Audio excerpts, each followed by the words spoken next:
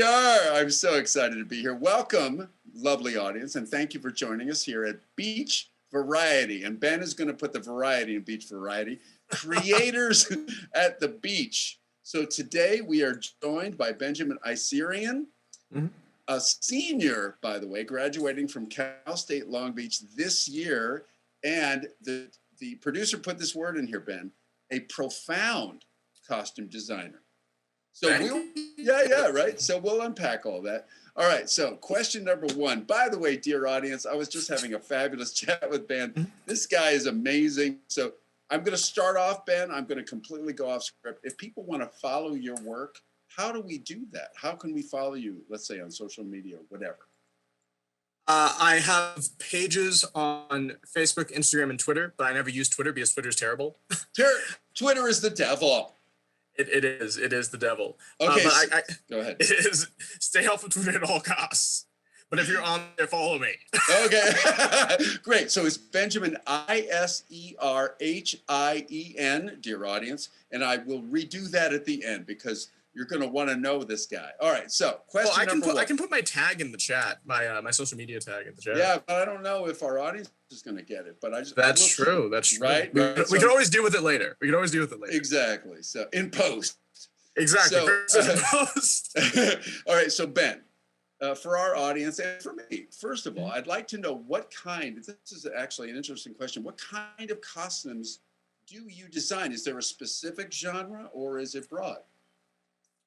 It's pretty broad. But my primary area of focus tends to be sci-fi, more specifically Star Wars.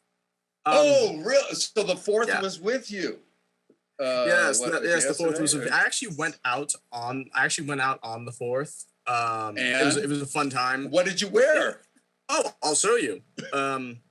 Let's see, where did I? By the way, dear audience, do you love this background? I gotta say, Ben's background is amazing. So yeah.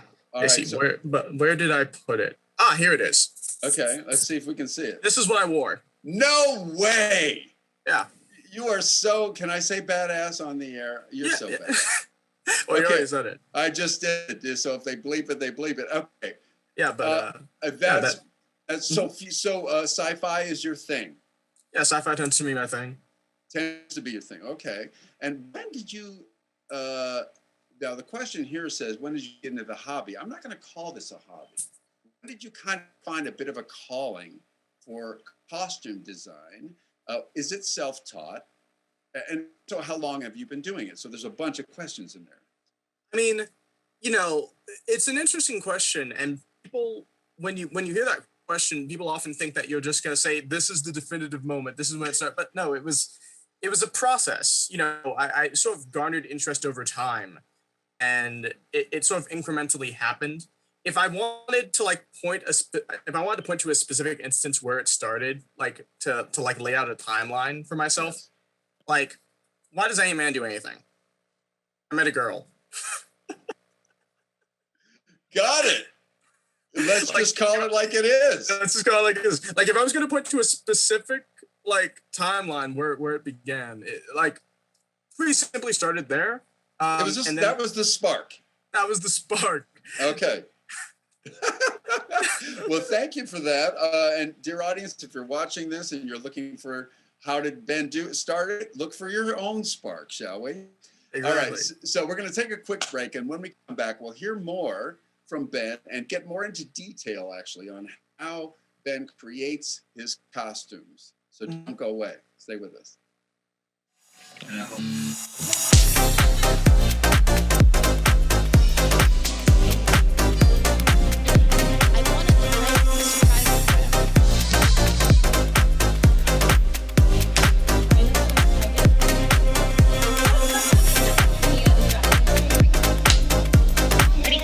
Take cam 2. 3, 2.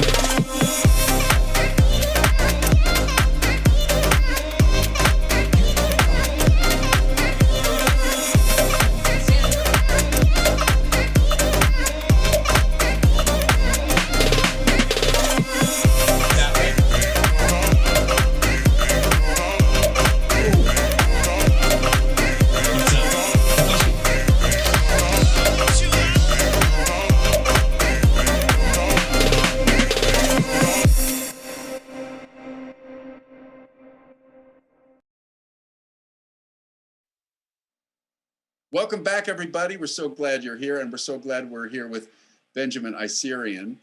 So, Ben. Yes. Okay, so in a broad manner, what are the stages? Are there stages when it comes to designing costuming? Well, it depends on the costume. No two are alike. Like the costumes I showed you specifically earlier, the one I wore on May the 4th. That one, like if I was going to quantify it in terms of hours, I probably spent close to 20 hours, maybe 30 hours working on it. Wow. But that was time spread out. Like I initially started that costume. I started that costume last summer. During July, and I just worked on it over time. Okay, so I think you had just answered my next question. The time it takes you in order to complete a costume. So there's that one specific. Like you said, it just depends on the costume. Is there a typical time frame that it takes you to complete? Like, here's my idea. Here I'm starting it. Here it's finished. Is there a typical time, or is it always unique? It's almost always unique. Although sometimes, like if you're working on something like a set of armor, for instance, like the hard armor itself is always going to have pretty consistent time frame, somewhere between 10 and 20 hours. Wow. Okay. And so when you enter into this process, you don't think about it's going to take me 20, 30 hours. You just kind of do one step at a time. Is that fair to say? Yeah. Well, or not. You can disagree with me, Ben. Here's the thing. It's not really one step. It's multiple steps taken at the same time. Okay. I'm the kind of person who works on a lot of things at once. And that's mostly out of convenience. Because when you do this as consistently as I do, you notice that there's a lot of overlap between things that you're doing. Okay. So, like, let's say, for instance, I do a lot of painting when I make stuff like this. And let's say I'm working on two projects simultaneously, and they both need a black primer coat. I'll paint both at once. I see. So you like doing things, multitasking, if you will, different art projects at the same time. It helps both. Would you say it helps both projects by doing it that way? It depends on how I do it. Well, you know what? I love that answer, Ben, because you're right. As a creative, which is what you are, there is no standard answer. So I think that's a fantastic answer. What kinds of events? So we know, like on the 4th, you were out there with your awesome costume. What kind of events do you attend with your costumes? Different events. Mostly it amounts to conventions. That's where I started. But I'll also do volunteer events for like different charity and community causes. 3 weeks ago, I went to I believe it was an animal shelter fundraiser. They marketed it as Star Paws. And that was a fun event. They invited a lot of people, including me, out there to just stick around for ambiance, get people to show up, be interested in what was going on. Yeah. Although occasionally you can get lucky. For instance, I've been to 2 different red carpet premieres in my life. Okay, what are they? Tell me both of them. The first one was for Rogue One: A Star Wars Story. That came out in 2016. Right. That was an amazing event. And then the next one was Solo: A Star Wars Story, which came out in 2018. Right. And that was also an amazing event. I met a lot of people that night. I even got to meet Jon Favreau. Did you really? How? Yeah, I have a picture in here. Okay, let's see if we can see it. Oh, come on. That's not Photoshopped? No, it's real. I believe you. Dude, this is exciting. This is really cool stuff. I love what you're doing, and I think our audience is appreciating it too. So we're going to take another quick break. And when we come back, we're going to talk to Ben about how he finds or gets inspiration in his craft. So do not go away.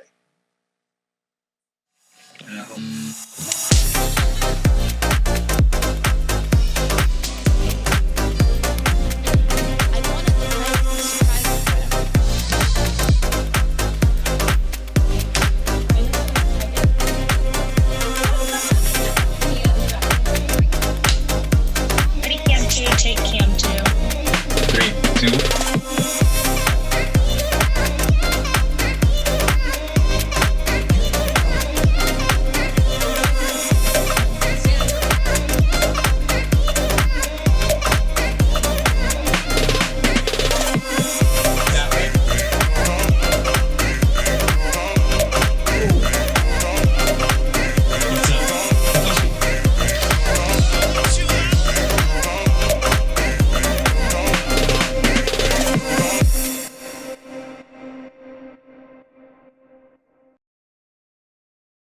we're back, dear audience. So what I was just asking Ben, just so you know, Ben is so fascinating. I'm just talking through all the breaks, by the way.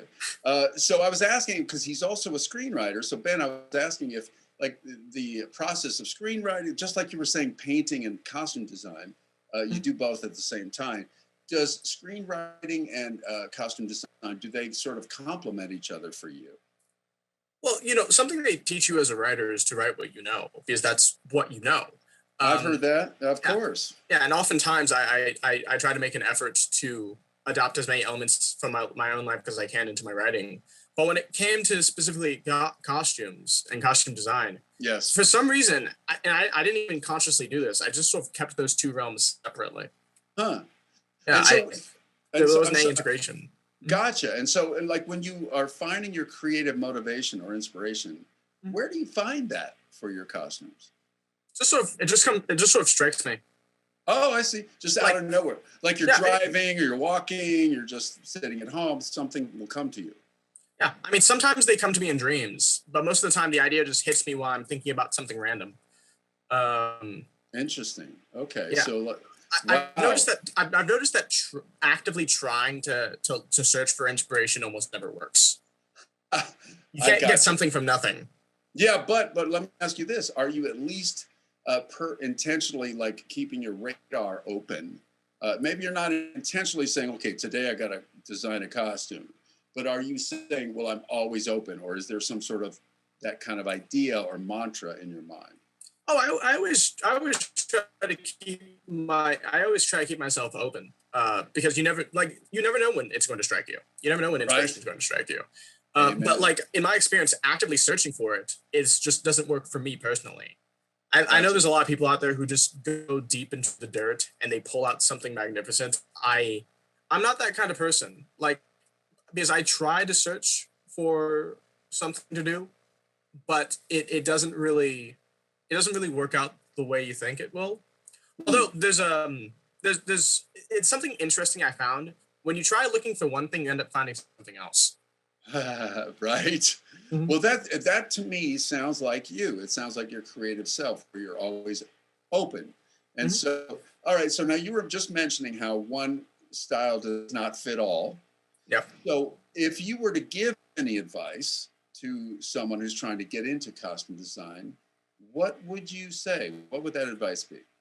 I mean, the typical blanket advice that you can give for literally anything you're trying to take up is like, keep working hard at it. It's a struggle. You're not gonna get it in a day. I could rattle off the talking points, and they're technically true. Like anything you try to take up as a new skill is going to be a process, and it's going to be very easy to give up. Like, that's true. But personally, if I was going to give out a specific piece of advice, I would say try to adopt the hardest thing first and work your way back. Try to adopt the hardest thing first and then work your way back. Wow. Okay. Why do you say that?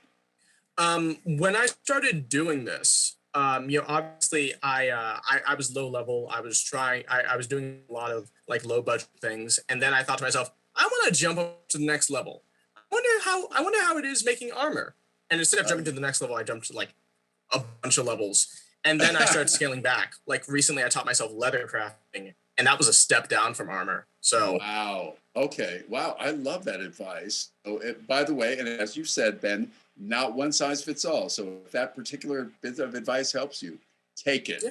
All right, dear audience, thank you. That's all the time we have for today. And I really want to thank our very special guest, Benjamin Iserhien, for joining us this evening. Ben, thanks, man, so much for being with us. Thank you so much. You bet. So thanks for watching Beach Variety Creators at the Beach. I'm Jefferson Denham.